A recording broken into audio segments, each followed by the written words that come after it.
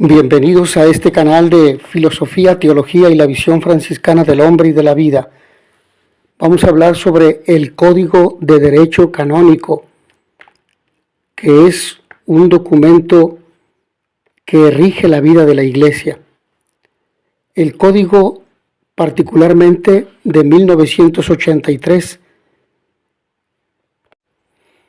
fue recibido en su momento, aplicado y vivido con el ponderado y sereno equilibrio de quien sabe que en él se encuentran los legítimos medios para conseguir y reafirmar el orden social justo del pueblo de Dios. El 27 de noviembre de 2003 se conmemoró el 20º aniversario de la entrada en vigor del Código de Derecho Canónico en la Iglesia Latina,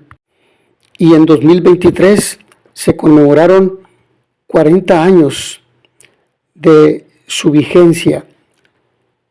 Por de pronto, no puede decirse que se trata de un cuerpo legal calificable de improvisado o al que quepa atribuirle la tacha de precipitación.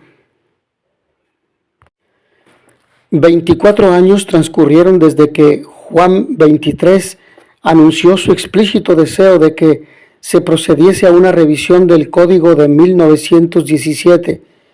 hasta la fecha en que, coincidiendo con el aniversario de aquel anuncio, Juan Pablo II promulgó el nuevo Código el 25 de enero de 1983. En esa fecha, en un acto sencillo y de corta duración, pero de gran trascendencia para la vida del pueblo de Dios, poco después de las 12:30, Juan Pablo II, en la sala del consistorio del Palacio Apostólico Vaticano, promulgó el Código, mediante la firma de la Constitución Apostólica Sacrae Discipline Leges.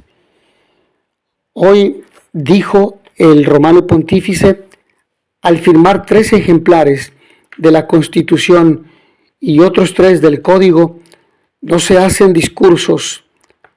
sino que se dan las gracias a los cardenales, arzobispos, obispos, oficiales y todos los que han trabajado durante largo tiempo. En efecto, a lo largo de los años colaboraron en la tarea de revisión propia de la Comisión de Reforma del Código 105 cardenales, 77 arzobispos y obispos y 73 presbíteros seculares, 43 presbíteros religiosos, 3 religiosas y 12 laicos de los 5 continentes y de 31 naciones. Esto aparte las numerosas consultas a los organismos competentes o el detenido estudio de las múltiples sugerencias de especialistas de todo el mundo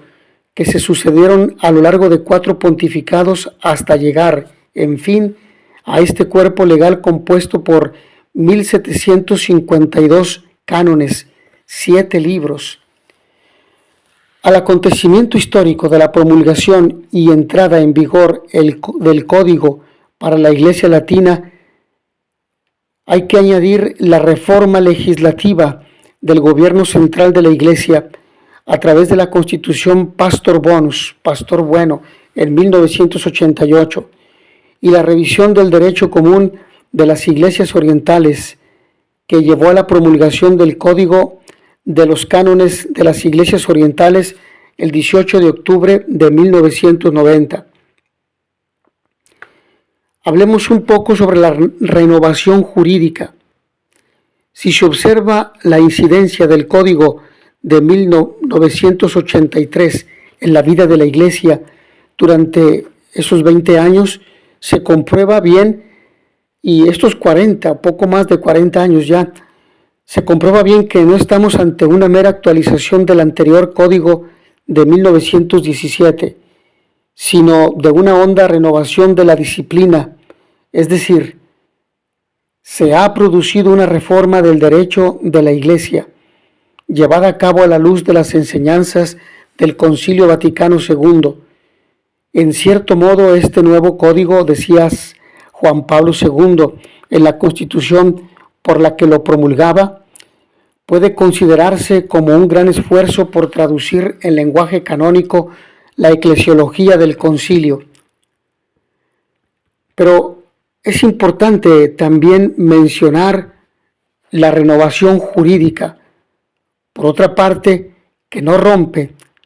como no puede ser de otro modo, ni con la esencial vinculación a lo que constituye el núcleo fundamental y el límite de todo el derecho de la Iglesia, esto es, el derecho divino, ni con el profundo respeto a la venerable tradición canónica. Y es que, como gráficamente se ha subrayado por el presidente del Consejo Pontificio para los textos legislativos, las simples revisiones superficiales, los insuficientes retoques cosméticos de un cuerpo legislativo son propios de autoridades débiles que miran al futuro con ojos miopes y asustadizos. Las revoluciones, por su parte, son propias de regímenes totalitarios o dictatoriales, en los que el voluntarismo tiránico y poco racional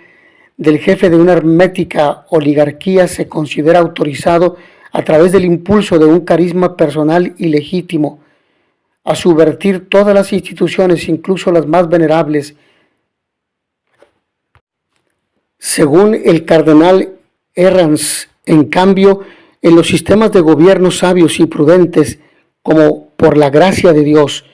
es el de la Iglesia Católica, donde la autoridad no es débil y miedosa, ni es totalitaria y dictatorial. Las reformas legislativas se hacen con cambios jurídicos profundos y aún fundamentales, pero que respetan las estructuras esenciales sobre las que esa sociedad se ha construido y desarrollado.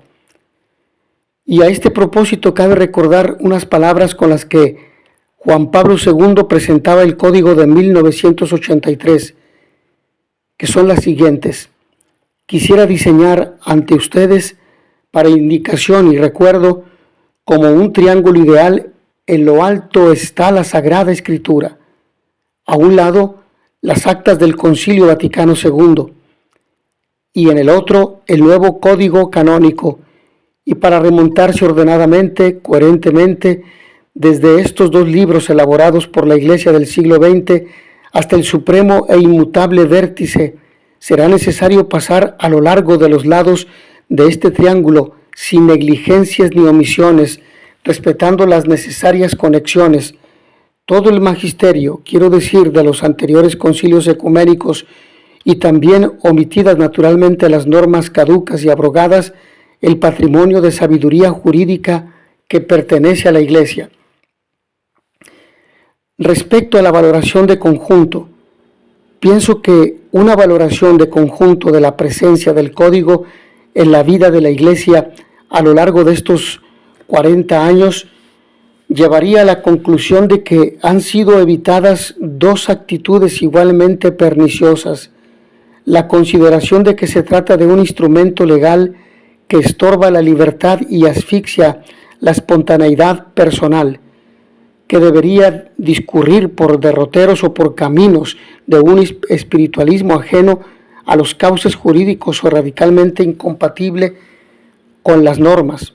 El auténtico derecho nunca ahoga la libertad, sino que es su más firme garantía.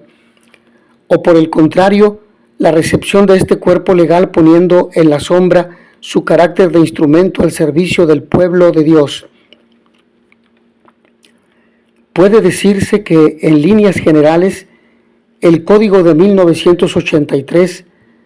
ha sido recibido, aplicado y vivido con el ponderado y sereno equilibrio de quien sabe que en él se encuentran los legítimos medios para conseguir y reafirmar el orden social justo del pueblo de Dios, porque al fin y al cabo este instrumento técnico jurídico, que es un código, se ajusta perfectamente, según señala Juan Pablo II, a la naturaleza de la Iglesia, sobre todo tal como la propone el magisterio del Concilio Vaticano II, visto en su conjunto, y de modo especial su doctrina eclesiológica, de modo que ante el cuerpo legal de la Iglesia Latina se ha cumplido también el deseo vehementemente expresado por el romano pontífice al proceder a su promulgación, que lo que la cabeza ordena se cumpla en el cuerpo. Aquí dejamos esta breve reflexión sobre el Código de Derecho Canónico. Agradezco su amable atención, nos vemos en la siguiente sesión. Y como dice el Canon 1752, que todo este